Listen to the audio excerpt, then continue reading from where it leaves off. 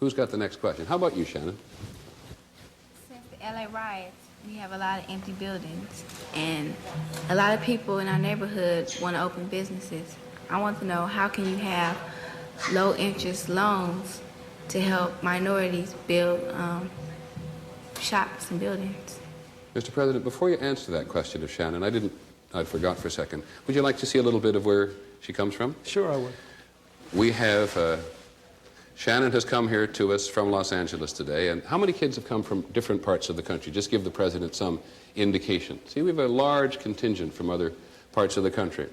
And Shannon comes from Los Angeles, and here's a little bit about the way she lives. You can look at the monitor, sir.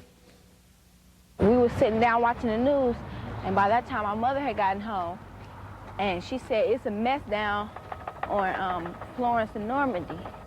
We went outside and we saw flames and smoke around our area.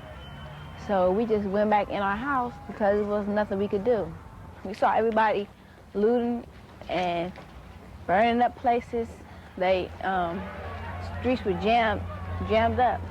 So we were just watching the people go crazy. Since the riots, it's a lot of empty buildings around here. I know we're in debt, but a lot of money needs to go back to the community where it's coming from. So her question about low-interest loans for minorities makes a lot of sense. Good for you. It does.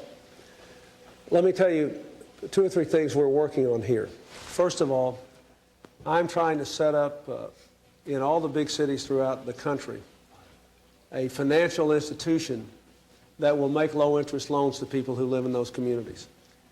There is such a bank in Chicago that's done a very good job of rebuilding some of the poor communities through setting up businesses.